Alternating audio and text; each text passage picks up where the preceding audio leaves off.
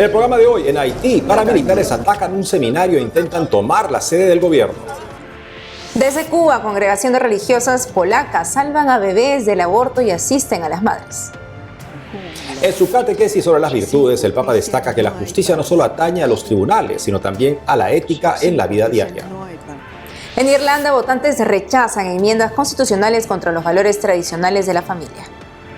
A pocos días de celebrar la Divina Misericordia, le contamos lo que debe saber de esta importante devoción.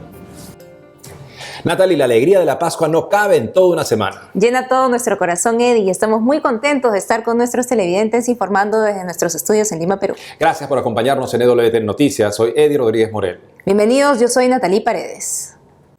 Empezamos las noticias desde Haití, donde en medio del caos ante el desgobierno, la iglesia sufrió también las consecuencias. Aquí los detalles. Cristo, nuestra Pascua ha sido inmolado.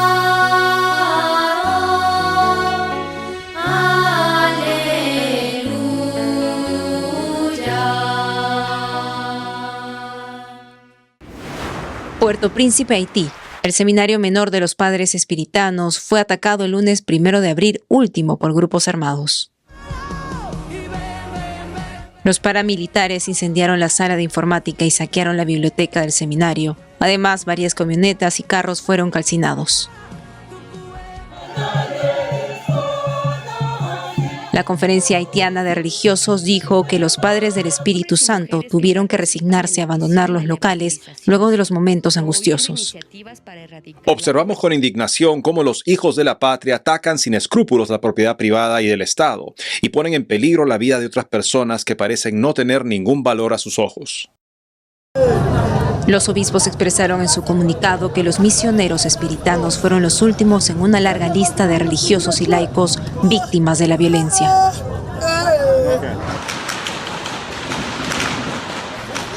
El mismo lunes, las mismas organizaciones armadas intentaron tomar por la fuerza el Palacio Nacional de Haití, sede de la Presidencia de la República.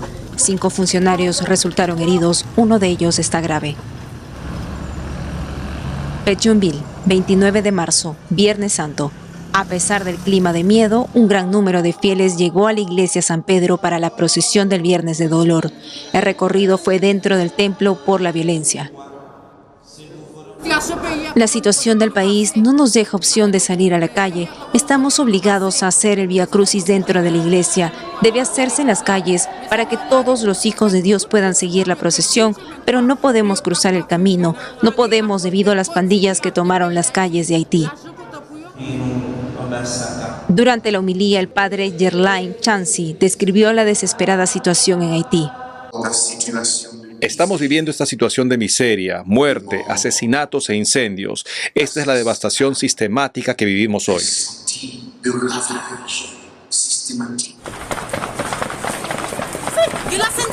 Más de 1.500 haitianos han muerto por la violencia de los paramilitares en lo que va del año, según la Oficina de Derechos Humanos de la ONU. Los cierres de escuelas son repetidos, hay huidas masivas, las familias luchan para recibir comida, cientos de extranjeros también fueron evacuados a sus países de origen. Los funcionarios de la ONU estiman que Haití necesita entre 4.000 y 5.000 policías internacionales para combatir a los grupos armados ilegales. Y así como Haití, otras naciones viven en enfrentamientos por no ejercitar una virtud básica, la justicia. ¿Cómo hacerlo desde gobernantes hasta un ciudadano común y corriente? De eso habló el Papa este miércoles. Nuestra corresponsal Antonella Martínez Bordiú siguió la jornada del Santo Padre desde Madrid. En la audiencia general de este miércoles 3 de abril, el Papa Francisco continúa con su ciclo de catequesis sobre las virtudes. Hoy, en concreto, reflexionó sobre la justicia, explicó cómo debe ser una persona justa y señaló por qué es tan importante para nuestra sociedad. Eccoci alla seconda delle virtù cardinali. Aquí llegamos a la segunda de las virtudes cardinales.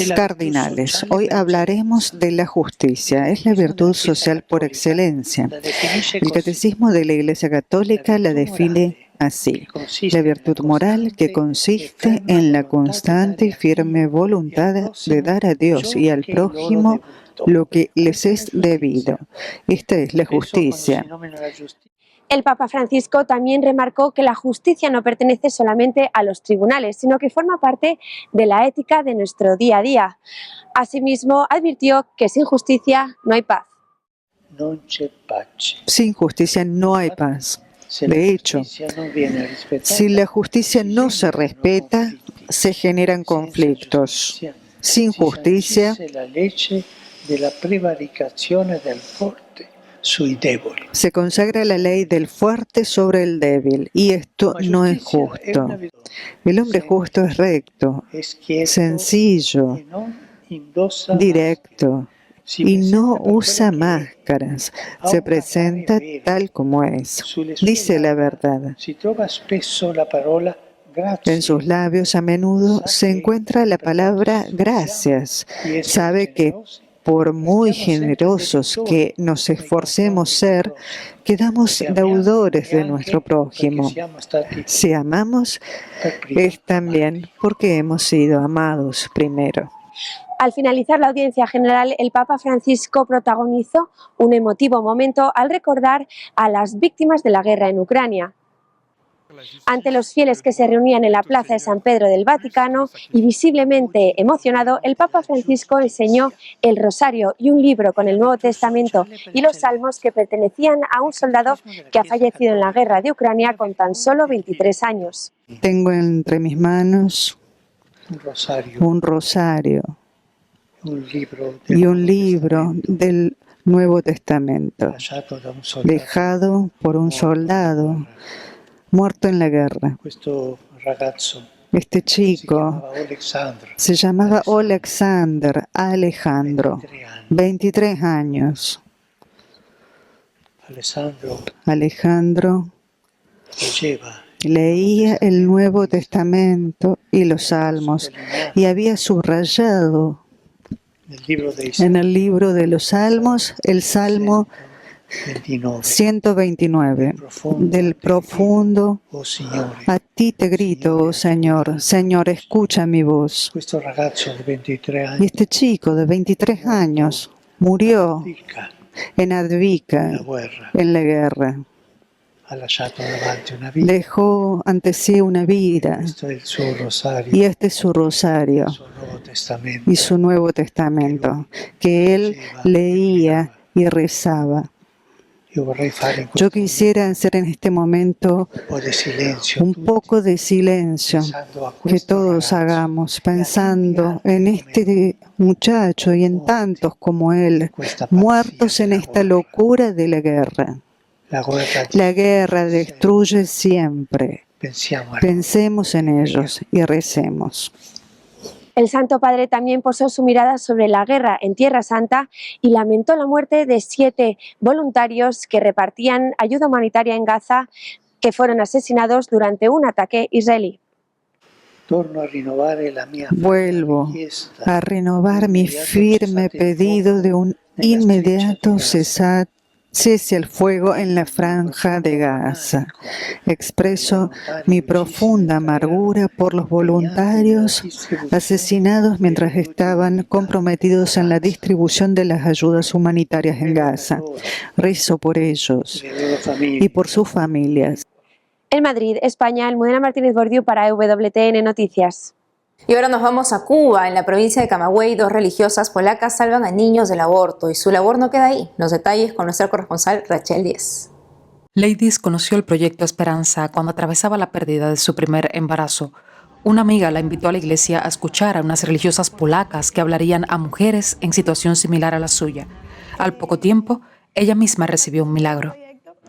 Como a los 3 meses de eso ya supe que estaba embarazada, me dirigí a la coordinadora y ya a partir de ahí empecé a participar en el proyecto Esperanza. De ahí me ingresan en el hogar materno y ahí las hermanas iban a visitarme. Ladies es coordinadora del proyecto Esperanza en su región, Sibánicú. Junto a las hermanas de la Congregación de la Madre de Dios de la Misericordia, recorre zonas rurales entregando ropas, medicinas y artículos de bebé para que madres de bajos recursos puedan llevar su maternidad. Pero también es profesora y parte de lo que aprende junto a las religiosas lo enseña luego a las adolescentes del preuniversitario en el que trabaja, adolescentes propensas, dado su contexto, a embarazarse en edades tempranas. Ellas me dieron unos folletos que hablan sobre el aborto, sobre todo lo que puede implicar un aborto en una niña de esa edad, y le gusta mucho. Hasta un círculo de interés creamos con eso. La promoción de la vida desde su gestación es un tema difícil en el país. Algunas de las jóvenes madres ni siquiera se cuestionan el asunto porque desde hace más de 50 años el aborto en Cuba está naturalizado socialmente y se usa con frecuencia como método anticonceptivo. No se ponga así, ¿eh? También fue declarado como derecho por la nueva ley de salud pública. A pesar de esto, las religiosas llevan 6 años impulsando el proyecto Esperanza, con el cual han salvado más de 200 niños del aborto. Cada interrupción, cada aborto tiene su historia. Tiene su historia a veces muy, muy difícil. Nunca podemos juzgar una embarazada, una mujer que quiere hacerse el aborto, porque no sabemos cómo nos hubiéramos comportado nosotras. Que nosotros como cristianos creemos que Dios pone la vida en su vientre en el momento justo, en el momento que Él considera como adecuado, el mejor. Y ella a veces no lo entiende así. Entonces nosotras tratamos de convencerlas diciendo, puede ser que no va a haber otro embarazo, que no va a haber otro niño, que ese niño es para ti. Ahora, ¿por qué? No sabemos, pero llegó el momento justo. Y muchas veces no dicen nada, no hablan. Y cuando empiezan ya a descubrir qué daño hizo el aborto en su vida, ya el primer impacto es culparse a sí misma, culpar a otros. Y bueno, tratamos para que ellas descubran ese amor de Dios, primero perdonen a sí misma, ¿no? A la gente que estaba involucrada en aborto, y ya que pueda vivir ya libre, ¿no? Perdonada, y ofrecer todo ese cariño a los hijos que tiene. Y recuerdo un encuentro de una señora abuela de un niño que ella llevó a su hija al abortorio y oyó a la hermana hablando allá y decidieron dejar el bebé. Y ella me encontró en la calle y me dice, hermana, hermana, me gritaba por la calle y me dice, mira, eso es mi nieto, es amor de mi vida. Y me mostró la foto del niño salvado del aborto.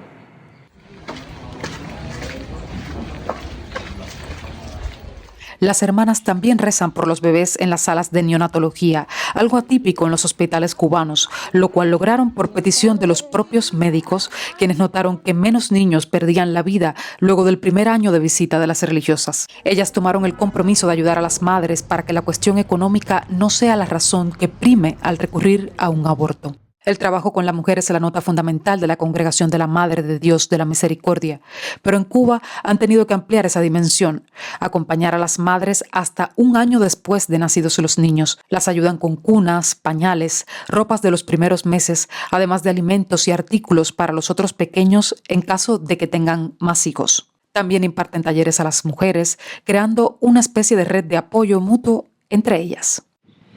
Nosotros vamos a la sala de consulta del hospital materno. Ahí hablamos con las muchachas que quieren realizar el aborto, ofreciéndoles el apoyo, la ayuda, queriendo salvar a los niños. Y esas mujeres se nos acercan a nosotros. Pero con las mujeres que ya tienen sus hijos, estamos ofreciendo un tipo de talleres donde la mujer puede encontrarse con ella misma, que puede dedicar tiempo a ella misma, que puede poquito a poco ir descubriendo valor como una madre, como una mujer. Somos amigas, ya y está formándose un vínculo muy especial, no solo con la mamá, pero también con los niños. Esos niños vienen aquí a nuestra casa. Bueno, hay una señora que, bueno, yo trabajo con ella, que ella me dijo que ella se dio cuenta que, bueno, aborto es malo. Ella ha hecho varios abortos en su vida y tiene un hijo, pero ella me dijo que cuando lo tuvo, ella pensó y pidió a Dios, yo quiero que sea grande. y hoy es un gran deportista. El Proyecto Esperanza es de las escasas iniciativas cuyo apostolado incide directamente en la vida de las madres y los bebés por nacer en Cuba. Las religiosas que en él laboran promueven el maravilloso don de la vida, enraizadas en la misericordia. ¡Proyecto Esperanza! En Camagüey, Cuba, Rachel Lies, EWTN Noticias. Hacemos una pausa y al volver. A pocos días de celebrar la Divina Misericordia le contamos lo que debes saber de esta importante devoción. En Irlanda, votantes rechazan enmiendas constitucionales contra los valores tradicionales de la familia. Regresamos con más noticias con Enfoque Católico.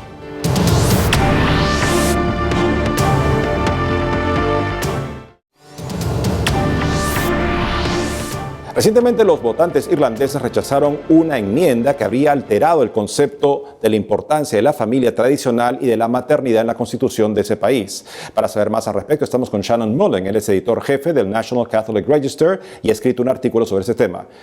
Shannon, bienvenido al programa. Thank you. It's a pleasure to be with you. Gracias, es un gusto. Explícanos, por favor, cuál es la importancia de que el pueblo irlandés haya rechazado estas enmiendas, estas propuestas de enmienda. ¿Qué fue lo que pasó el 8 de marzo? Ante todo, un poco de contexto. Estas dos enmiendas constitucionales en Irlanda tenían el apoyo de todos los partidos políticos en Irlanda, todos los partidos principales, incluyendo el partido de gobierno. También tenía el apoyo abrumador de los medios de comunicación, todas las celebridades. Todo estaba alineado para que estas enmiendas constitucionales pasaran con facilidad. ¿Qué pasó? Exactamente lo contrario. En la enmienda sobre la familia, que era una redefinición de la familia como figura en la Constitución de 1937, para redefinir a la familia, constituida ya sea por el matrimonio o ya sea por otras relaciones duraderas, casi el 68% de los votantes le dijeron no a esa enmienda. Y la otra les gustó aún menos. Esta enmienda quería remover una cláusula en la Constitución que se refiere específicamente al rol de la mujer, que trabaja en el hogar y el gran valor que aporta a la sociedad. El 74% de los votantes le dijeron no a esa enmienda. Si los resultados hubieran sido todo lo contrario, no creo que a nadie le habría sorprendido, pero este fue un resultado dramático. ¿Cuáles piensas que fue la razón para que el pueblo irlandés rechazara por tan grande mayoría esas enmiendas? Pienso que hay mucha esperanza. ¿Podría ser que Irlanda se esté volviendo a sus raíces católicas? Y la realidad es que tenemos que ser cautos. Sería hacer demasiado de estos resultados. Pero sin duda, lo que está pasando en Irlanda es, por lo menos, una reacción contra una agenda progresista muy radical. Al menos eso es bastante claro. 10 días después de este sorprendente resultado, el primer ministro de Irlanda renunció repentinamente. Entonces, hay una reacción contra esa agenda y es una victoria para los valores tradicionales de la familia. Pienso que podemos decir eso con seguridad, pero cuanto a un cambio más amplio de regreso a la fe, podríamos considerar algunos de esos números que no son en verdad buenos para Irlanda. ¿Hay algún signo en el horizonte que nos permita tener esperanza de un cambio en Irlanda sobre temas que lamentablemente se han aceptado como el aborto y el matrimonio homosexual? Siempre hay esperanza, siempre tenemos esperanza, ¿sabes? Y lo que está pasando en Irlanda es que ha habido un alejamiento general con respecto a la iglesia institucional. La gente que va semanalmente a la misa, que asistieron a misa el domingo de Pascua, estos son católicos irlandeses verdaderamente fieles. Pero lo que está pasando en Irlanda, esperemos que sea temporal y que la iglesia pueda revivir. Pero hay un largo camino. Irlanda es la mitad de Lima, Perú. Son unos 5 millones de personas. Y su seminario nacional, que puede hospedar a 500 seminaristas, tiene unos 20 seminaristas en la actualidad, para un total de 26 diócesis. Lo que da estadísticas para abrir los ojos de cómo las cosas han decaído en Irlanda para la iglesia institucional. Irlanda ciertamente está en nuestras oraciones. Shannon Mullen, editor jefe del National Catholic Register, gracias por haber estado con nosotros. Thank you so much. Muchas gracias. Este domingo 7 de abril, segundo domingo de Pascua, se celebra la fiesta de la Divina Misericordia, una fecha especial para hacer llegar a los corazones de cada persona el mensaje de que Dios es misericordioso y ama a todos. El padre Mauro Carlo Rossi, miembro del proyecto Habla al Mundo, nos recuerda puntos básicos que debemos saber sobre esta importante devoción para nuestros tiempos. Veamos. 1. Dios pide la fiesta de la Divina Misericordia. Particularmente ya en la inminencia de la fiesta de la Divina Misericordia, el segundo domingo de Pascua, este 7 de abril, es el hecho de que el Señor pide la fiesta de la Divina Misericordia. El Señor nos da la Divina Misericordia, es un don de Dios, como dice San Juan Pablo II, para nuestro tiempo, un motivo de esperanza para los tiempos actuales. O sea, es un pedido de Dios para los tiempos actuales. Particularmente la fiesta de la Divina Misericordia, pedida varias veces por el señor Sor Faustina, uno lo lee en el diario espiritual. La fiesta de la misericordia ha salido de mis entrañas. Recordemos, la palabra entrañas tiene un trasfondo bíblico muy fuerte. Bueno, es un don de Dios. Y a las cosas de Dios hay que tomarlas muy en serio. 2. El octavo día de Pascua es muy especial.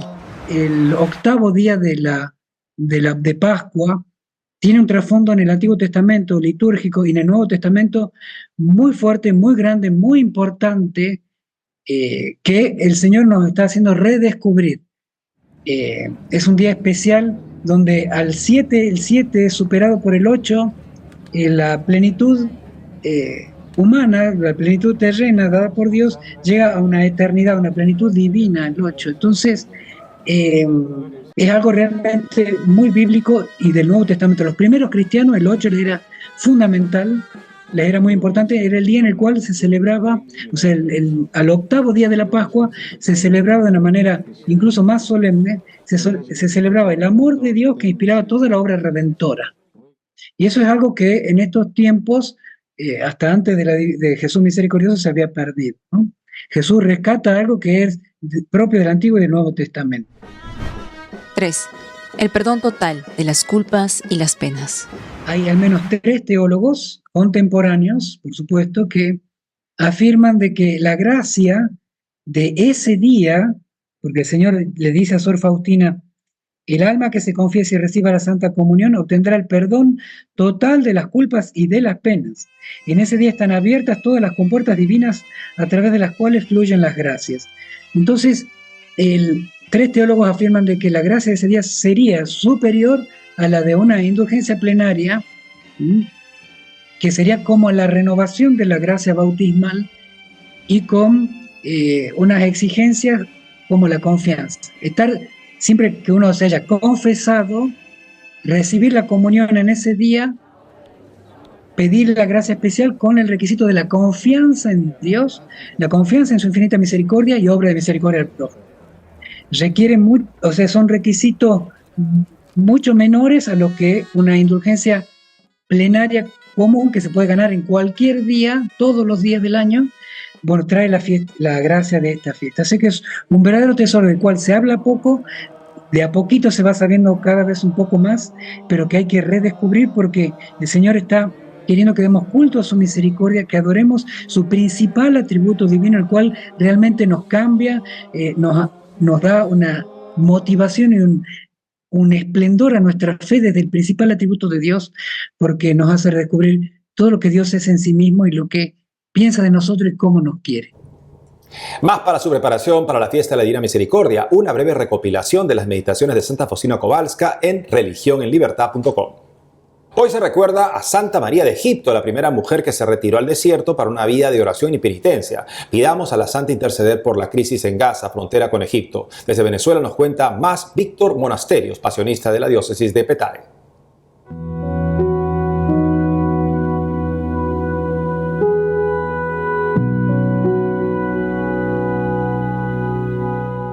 Santa María de Egipto, los pocos datos que tenemos, es una mujer del siglo V de nuestra era. Se puede decir que fue una mujer anacoreta que vivió en el desierto durante 40 años, entregada al ayuno, al sacrificio, a la oración. Y resulta y acontece que la historia de María de Egipto es un poco complicada.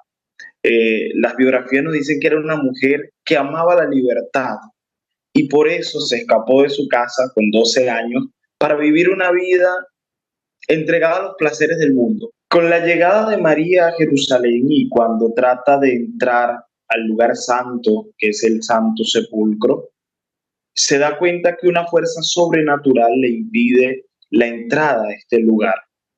y se empieza a preguntar el por qué no puede entrar a aquel sitio, y lo intenta durante 3 veces sin ningún resultado. Estando ahí en medio de su frustración por no poder ingresar a este lugar privilegiado del cristianismo, se encuentra con una imagen de la Theotokos, de la Madre de Dios, y le ruega, le implora de que si le deja entrar a aquel lugar de bendiciones, ella optará por una vida apartada, una vida de oración, una vida de sacrificio. Y la Virgen parece que escuchó sus ruegos, porque en el 4º intento logró ingresar a aquel lugar sagrado donde el cuerpo del Señor reposó. Por tanto, la invitación a través de la vida de María de Egipto es que asumamos a través de una reflexión aquello que nos está haciendo daño y que nos está apartando de Dios, para que incluso nuestra vida podamos amarla y así el Señor también pueda redimirla.